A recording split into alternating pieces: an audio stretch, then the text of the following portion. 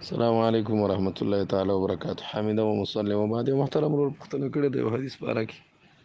چې رقم سړی په اسلام کې اویا کلن شي بیا الله پاک دغه سره حساب کتاب نه کوي. جناب محترم دا قرنګ یو ډېر اوږد حدیث مسند ابي اعلی کې مشته دی او دا مسند احمد هم را نقل کړی د انس ابن مالک رضی الله عنه په حواله. حدیث خو ډېر زیات اوږد دی ځکه ما راړولی نو ډېر زیات اوږد دی. حدیث دی د رسول الله صلی الله علیه وسلم المولود حتی یبلغ د ټول د اعمالو دغه ښودلي چې تر کمې زمانې نه کمې زمانې پکې څه دي او کمې زمانې نه کمې زمانې پورې څه دي.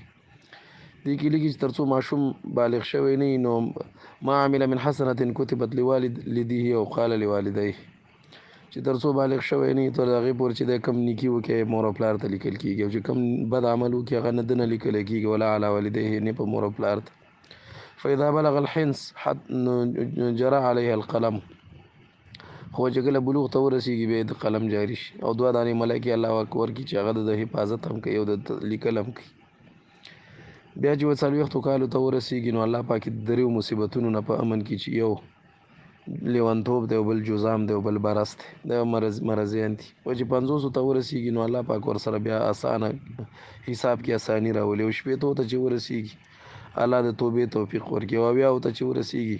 د اسمان ملایکې ورسره محبت شروع کړي او اتیاو ته چې ورسېږي نو الله پاک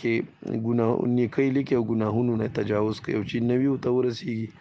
نو مخکینی وروستنی ټول ګناهونه ورته معاف شي. او د قرنګي د خپل کور د خلکو او شفاعه فی اهل بیته د کور په خلکو بارکه ک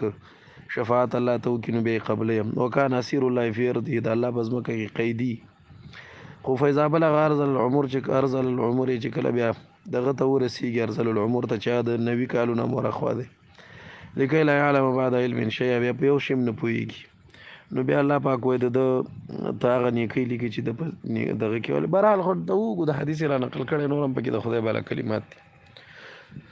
خو لیکن په دې حدیث باندې مختلفي جرح دي ځکه د مسند احمد روایت هم دی او د مسند ابي اعلام دی. مسند ابي اعلی شپږم جلد 351 صفحه کې د ماته مخې ته پروت دی مکتبه دارالمامون غیر نقل کړه د قرنګي مسند احمد ابن حنبل هم د حدیث را نقل کړي. خو لیکن علامه ابن الجوزی په خپل کتاب الموضوعات کې د حدیث ته موضوعي ویلي دی ویلا صح عن النبي صلی الله علیه وسلم فی شیء دا بالکل رسول الله نه ثابت نه دي. د قرنګي قاضي شوکانی را لګیدل د غم د حدیث ته موضوعي ویلي دي. علامه حسمی په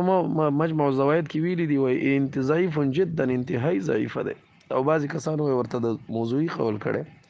خو لنډ او د صریحي تور سره دا حدیث د ډیرو دغه سره د حدیث د رسول الله صلی الله علیه وسلم سره مخالفت لري.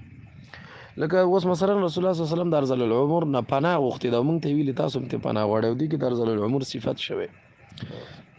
دا قرنګي دا دی چې مطلب سړی 50 کلن شي بیا به دا چل وشي او حالان کې حدیث کې راځي وای چې کم سړی سپینګیره یو ګناهونه کوي د الله پاک هغه نه خوښیږي نو ور سره خبرې کوي. نو الله قاضي شوکانی چې په دې باندې حدیث باندې جرح کړي ډېر اوږده جرح ور باندې کړي خلاصه دا د حدیث ته موضوعي ویلي دي. نو دا حدیث د رسول الله صلی الله علیه وسلم نه بظاهر ثابت نه دی روایت ترې نه دی. السلام علیکم ورحمۃ اللہ وبرکاتہ.